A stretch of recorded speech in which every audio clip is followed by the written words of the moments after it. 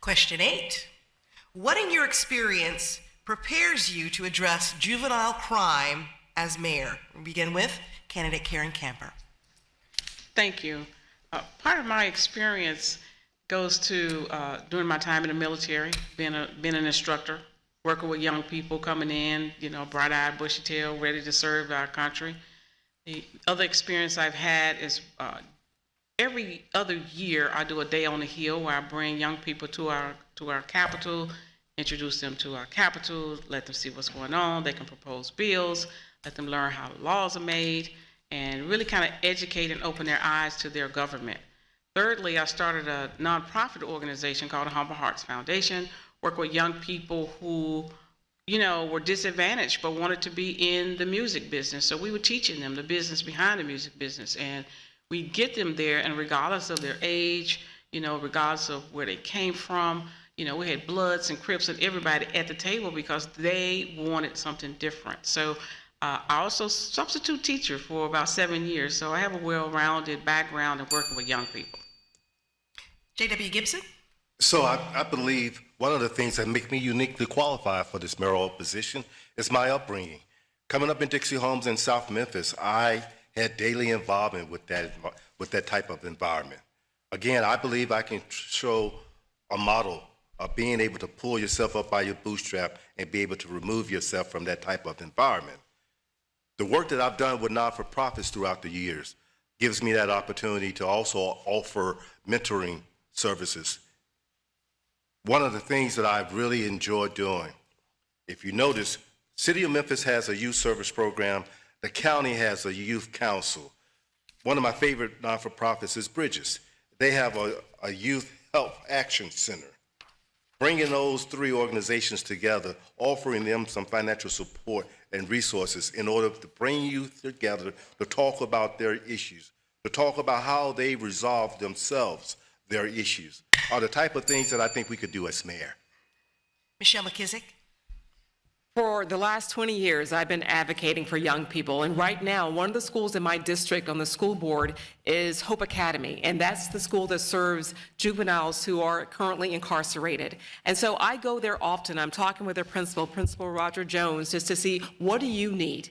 But also the city of Memphis needs to get back into the business of caring about young people. Investing in young people is an investment in crime prevention. Right now, the Youth Services Department with the city of Memphis serves only about 1,500 kids a year. Well, there's 110,000 in our school district. And with 40% of those living in poverty, that's why we need to be more invested in a real meaningful way in our young people. Things like providing internships, partnering with neighborhood groups like I Shall Not Die. It's a wonderful group out of Orange Mile that actively works to get kids out of gang activity. So there's a lot of things that pour into this, and it's a part of my whole City of Memphis plan. It's about not operating in those silos and getting the nonprofit sector, the private sector, and the public sector as well to work together to save our children.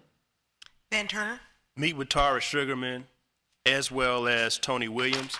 Judge Sugarman is the head of the juvenile court. Tony Williams is over the school district. We need to be sitting down with these two individuals to make sure that we devise a comprehensive plan to address what's going on with youth violence in the community. Also, we have to make sure that we are focusing on intervention, 3rd, 4th, and 5th grade reading levels. If our young people are not reading on grade at that stage of their career, they become truant, they drop out of school, and we potentially lose them. The city has to get back into education. The city now does not fund K through 12 education in any meaningful way. We have to get back in that business of funding our schools and education if we want to see the difference that we want. And I use the model at Craigmont High, making sure that the mentoring programs that work, like the Boys and Girls Club at Craigmont, is scaled up, and we put those in other high schools and middle schools to make sure that we are catching young people at that most vulnerable stage that they're in and offering them a way out and against the street life. Paul Young? Yeah, the experience that qualifies me to work on juvenile issues is the fact that I grew up as a young black man in this community. I grew up in Oak Haven, and I understand the type of trauma that our young men are seeing, our young people in general are seeing every day. Can you imagine being, 10, 15 years old and having multiple friends being killed? That's trauma. I also served as a peer advocate liaison with the Emotional Fitness Centers of Tennessee, where I served as a counselor to young people that needed support and help. I'm also a parent. I'm a parent of two amazing young people, and I want to see them come back to a Memphis that they love. I want to transition this place into one where they want to raise their families. And so that experience, that passion is what allows me to be able to serve as a great mayor for the young people in our community. Floyd Bonner. Yes. In looking at juvenile crime, what makes me qualified, obviously, is 42 years of law enforcement experience. But let's go a little bit deeper than that. I'm a father of two sons that my wife and I raised here in this community. I see juvenile detainees practically every week.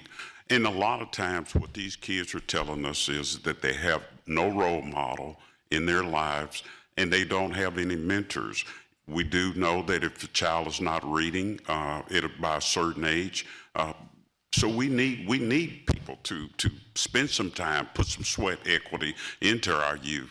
My wife volunteers with Team Read, comes out to jail lease, and you would be surprised at how many of these children that can't even read the fry words. And we know that if you can't read four-letter fry words, you're not going to succeed.